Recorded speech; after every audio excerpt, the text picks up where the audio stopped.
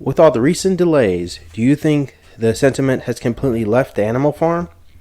Let's get into it.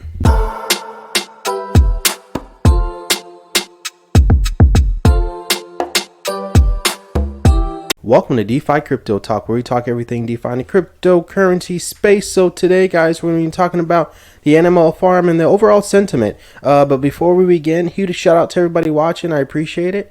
And please comment, like, subscribe at the very bottom. Helps out with the channel and helps this information get out to others. So let's dive into it. So the sentiment out of the animal farm. Okay, so the facts we know so far are we're waiting for an actual launch date. The previous launch date was set. There was something with PancakeSwap that came out.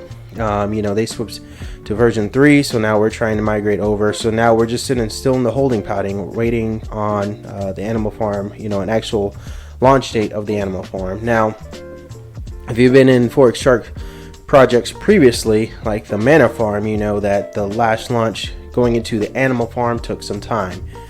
So with that being said, we've been paused about 1.5 months, close to 1.5 months now on the animal farm. So reading through the forums and some of the Telegram groups, it seems like the sentiment has sort of left. But I'm here today to talk about why I'm still bullish on the animal farm and its eventual launch. So number one, just going over the piggy bank.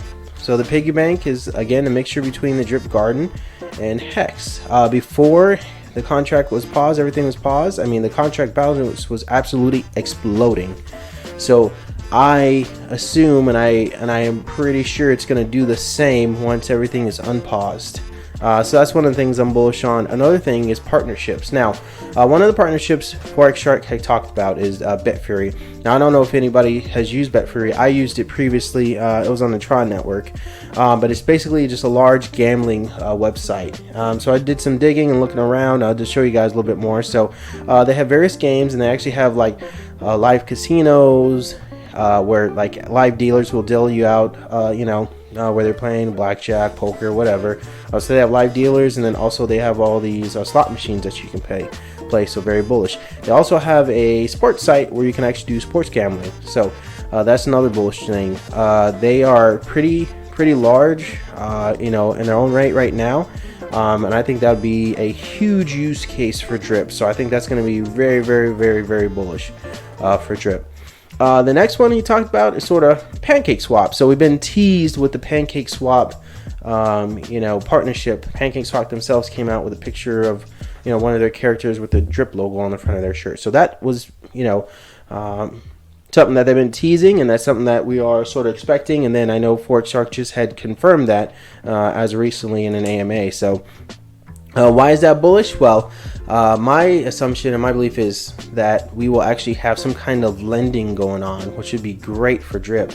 So you can actually loan your Drip or take loans out against your Drip in order to, make more profits. Now, I would say that why that's good, and I say why we just have to be careful. So if you look at, y'all, I don't know if you guys, some of you remember this, but Time Wonderland, it was a huge coin. Something happened to it, and it ended up, sort of just going into no man's land. But before things went south, they did have a way you can lend out your time token and take loans out against it. And as you can see, the price appreciation from the very bottom here, about $800, and then all the way went up to about $9,000, a little less than $10,000. So loans against Drip, I think that would be very huge, and I think I'm super bullish on that.